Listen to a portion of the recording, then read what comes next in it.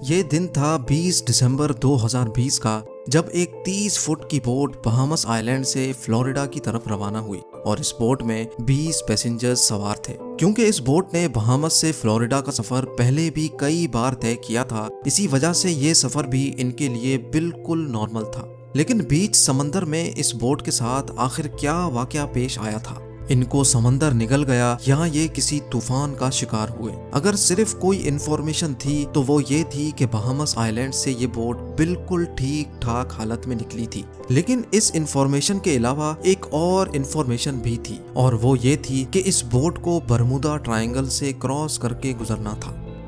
जब American coast guards को इस बात का इल्म हुआ तो एक सर्च ऑपरेशन कंडक्ट किया गया, जो समंदर के उस हिस्से में पूरे 4 दिन और 4 रातों तक चलता रहा। लेकिन मजाल है कि उस बोट का एक भी हिस्सा मिला हो। ज़ेम टीवी के वीडियोस में एक बार फिर से खुशामदीद। नाजरीन, हम सब ने बरमूदा ट्रायंगल की कई स्टोरीज सुन रखी हैं। बरमूदा ट्रायंगल समंदर का एक बहुत बड़ा हिस्सा है जो असल में अटलांटिक ओशन में पाया जाता है। ये ट्रायंगल फ्लोरिडा से बरमूदा आइलैंड और फिर पोर्टो रिको से होकर वापस फ्लोरिडा पर खत्म होता है। इस बनने वाले ट्रायंगल का एरिया 8 लाख स्क्वायर किलोमीटर के बराबर है। यानी ये ट्रायंगल पाकिस्तान और टर्की से भी ज्यादा बड़ा है, जिसको कभी बरमूदा ट्रायंगल तो कभी डेविल्स ट्रायंगल भी कहा जाता है। ये ट्रायंगल अपने मिस्टीरियस फिनोमेना की वजह से पूरी दुनिया में बदनाम है, जहां से गुजरते वक्त शिप्स और एयरप्लेन्स का कांटेक्ट अपनी बेस स्टेशन से अचानक टूट जाता है और वो हमेशा हमेशा के लिए गायब हो जाते हैं। अभी तक शिप्स और एयरप्लेन्स की एक बहुत बड़ी तादाद इस ट्रायंगल में गुम हो चुकी है। आज तक इनमें से सिर्फ चंद शिप्स और एयरप्लेन्स का मलबा रिसर्चर्स को समंदर के बॉटम से मिला है, लेकिन वो भी उस जगह से नहीं जहां वो आखिरी बार रेडार पे शो हुए थे। जबकि दूसरों का तो ना मलबा मिला और ना ही इनके अंदर मौजूद लोगों का आज तक किसी को पता चल सका है।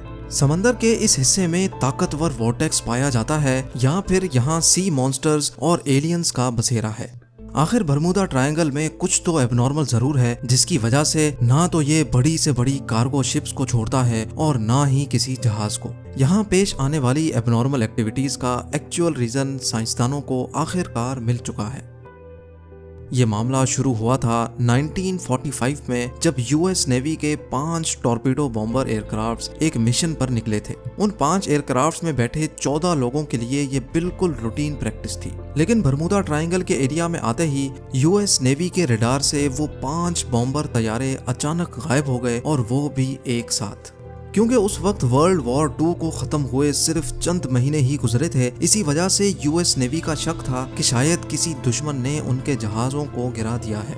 उनकी तलाश में एक और नेवी एयरक्राफ्ट भेजा गया, लेकिन हैरत अंगेज तौर पे वो भी बरमूदा ट्रायंगल के एरिया में आते ही रडार से गायब हो गया। और इस तरह ना ही कभी उन 5 बॉम्बर एयरक्राफ्ट्स का और ना ही उस रेस्क्यू जहाज का कभी पता चल सका। यही वो वाकया था जिसके बाद दुनिया भर में बरमूदा ट्रायंगल को खौफ की निगाहों से देखा जाने लगा। लेकिन इस वाकये से तकरीबन 10 साल पहले कुछ ऐसा ही सीन एक और जहाज के साथ हुआ था, लेकिन खुशकिस्मती से वो अपनी जान बचाने में कामयाब हो गए थे। 19 साला ट्विंस जॉर्ज और डेविड रॉथस्चाइल्ड अमेरिकन नेवी में ऑफिसर्स थे। अचानक इनको अपने वालिद की मौत की खबर मिली तो इनको एक प्राइवेट एयरक्राफ्ट में बैठकर अपने होम टाउन जाना पड़ा। अभी जहाज को बरमूदा ट्रायंगल के समंदर के ऊपर पहुंचे सिर्फ 20 मिनट ही गुजरे थे कि पायलट ने इनको बताया कि जहाज के तमाम इंस्ट्रूमेंट्स काम करना छोड़ गए हैं। ना ही पायलट को फ्यूल का अंदाजा था, ना ही उसका रेडियो काम कर रहा था, और ना ही उसको ये मालूम था कि इस वक्त वो किस डायरेक्शन में जा रहा है। इन दोनों भाइयों का कहना था कि इतनी ऊंचाई से भी हमें ना ही कोई शिप नजर आ रही थी और ना ही जमीन का छोटा सा भी हिस्सा। दूर दूर तक सिर्फ पानी और सिर्फ पानी नजर आ रहा था। इतने में पायलट के पसीने छूटना शुरू हो गए और वो बेहोश हो गया। लेकिन खुशकिस्मती थी कि जहाज में को पायलट भी मौजूद था, जिसने जहाज का कंट्रोल संभाल लिया, और चंद घंटों की इस खौफनाक परवाज के बाद आखिरकार उनको जमीन नजर आ गई, जहां जहाज को इमरजेंसी लैंड कर लिया गया। कई सालों के बाद जब बरमूदा ट्रायंगल अपने मिस्टीरियस वाकयात की वजह से मशहूर हुआ, तब इन दोनों भाइयों को पता चला कि ये खुद इस चीज का शिकार हुए थे और खुशकिस्मती से बच भी गए। 2015 में एल्फारो नाम की एक कार्गो शिप फ्लोरिडा से प्योर्टो रिको जा रही थी, जो 1 अक्टूबर 2015 वाले दिन रडार से गायब हो गई। यूएस कोस्ट गार्ड्स और एयरफोर्स ने एक कंबाइंड सर्च ऑपरेशन किया और पूरे 1 महीने की सर्च के बाद एल्फारो सतह समंदर से 15,000 फीट नीचे समंदर के बॉटम पर पाई गई। शिप के कैप्टन से जब आखिरी कांटेक्ट हुआ था तब ऐसा लग रहा था जैसे शिप में पानी आ चुका है और वो एल्फारो से होने वाला आखिरी कांटेक्ट था। 23 फेब 2017 को टर्किश एयरलाइंस का एक जहाज फ्लाइट TK-183 क्यूबा के शहर हैवाना में लैंड करना था और इसी वजह से उसको बरमुदा ट्रायंगल के ऊपर से गुजरना पड़ा। लेकिन अचानक पायलट ने कंट्रोल टावर को रिपोर्ट किया कि जहाज बिल्कुल एबनॉर्मल बिहेव कर रहा है, जिसकी वजह से पायलट ने फौरन जहाज का रुख बदल दिया और हैवाना के बजाय डॉलेस एयरपोर्ट पर जहाज को लैंड कराकर 440 पैसेंजर्स की जान बचा दी।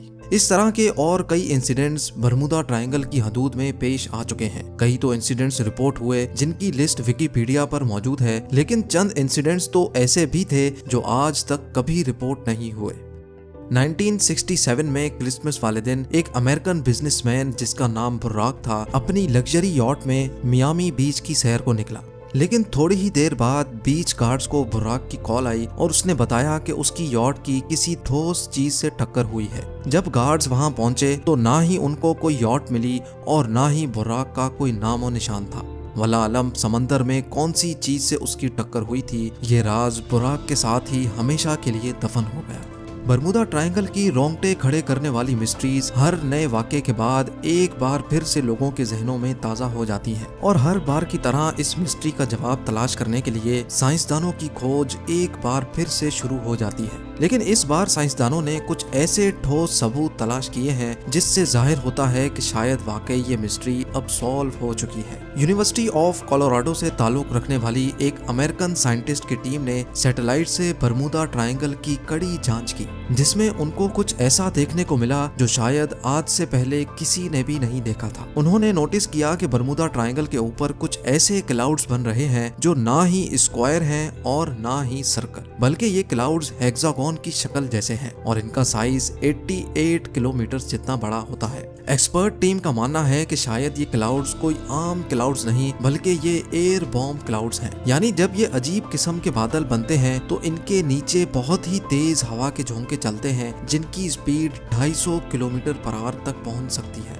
हवा के इन झोंकों की स्पीड इतनी तेज होती है कि ना ही इनमें कोई हवाई जहाज आसानी से उड़ सकता है और इनकी वजह से पानी में जो लहरें बनती हैं ना ही उनमें कोई बड़ी से बड़ी शिप तैर सकती है। साइंसदानों का कहना है कि शायद बरमुदा ट्रायंगल में होने वाले हादसात की ये भी एक वजह मानी जा सकती है। उम्मीद है जेम टीवी का ये एपिसोड भी आप लोग भरपूर लाइक और शेयर करेंगे। आप लोगों के प्यार भरे कमेंट्स का बेहद शुक्रिया। मिलते हैं अगली शानदार वीडियो में।